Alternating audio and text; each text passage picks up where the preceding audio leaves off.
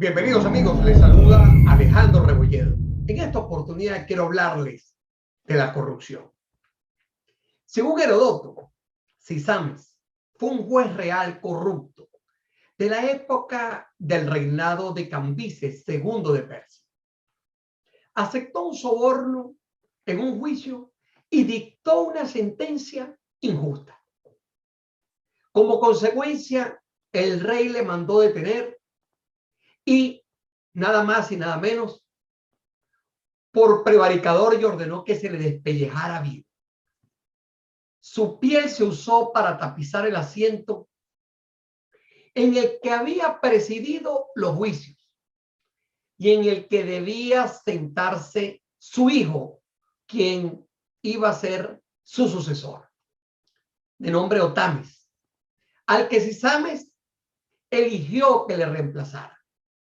Debía recordar el origen del cuero para que tuviera en cuenta en sus audiencias, deliberaciones y sentencias el motivo por el cual, por supuesto, no debía cumplir una situación tan grave que para el momento se había hecho. Sobre la corrupción se han dicho muchísimas cosas. Acuerdos internacionales, convenios, libros, discusiones permanentes. Pero no se termina de lograr objetivos importantes en la lucha contra la corrupción. Muchas ONG trabajan para denunciar de manera permanente las situaciones con respecto a la corrupción.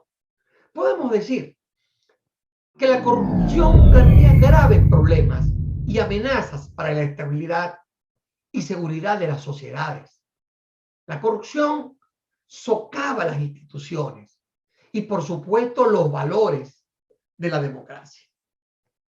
La democracia, por supuesto, la ética, la justicia, que comprometen el desarrollo sostenible y el imperio, por supuesto, de la ley.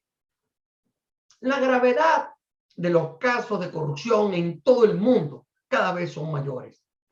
Esto ha dejado de ser un problema local para convertirse en un fenómeno transnacional. Afecta a todas las sociedades por igual y, por supuesto, a las economías. Los casos de corrupción pública y corrupción privada cada vez son mayores. La prevención y erradicación son responsabilidad de todos los estados. Deben cooperar entre sí. Es imposible que un solo estado con una sola visión pueda tratar de lograr un objetivo de combatir la corrupción. La participación de las personas y de los grupos de la sociedad civil, como tantas organizaciones no gubernamentales, son la base comunitaria para poder darle todos los esfuerzos con que se combate la corrupción puedan ser realmente eficaces. La corrupción, la falta de investigación, persecución y procesamiento para que existan sanciones ejemplares a los corruptos genera que, si esto no se da, otros corruptos estén tentados por la corrupción y avancen en sus objetivos, como terminan teniendo propiedades en muchísimas partes del mundo y simplemente las enmascaran. ¿Cómo podemos identificar? ¿Cómo podemos sancionar? ¿Cómo se puede vincular estos casos de corrupción, sin lugar a dudas, con el lavado de dinero? La corrupción y el lavado de dinero están ligados de manera permanente, como lo he dicho el Gafi, como he dicho el Gafilat, como han dicho tantas otras instituciones. Es similar a otros delitos graves en la corrupción, como cohecho y robo de fondos públicos.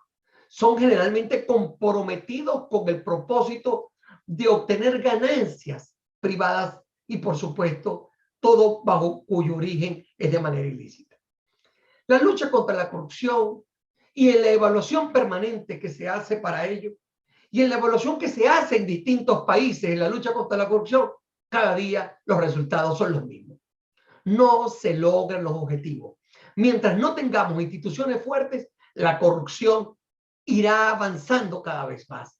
El problema grave de América Latina son tener instituciones fuertes y confiables para combatir la corrupción.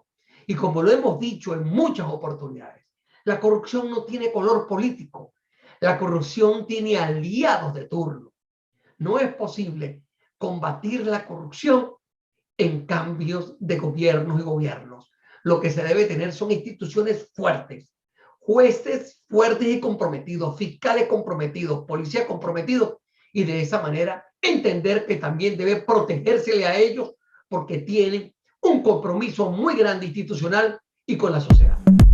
Los invito a suscribirse en el canal de Alejandro Rebolledo para que se mantengan al día en la prevención de riesgos operacionales, reputacionales y legales. Hasta una próxima oportunidad.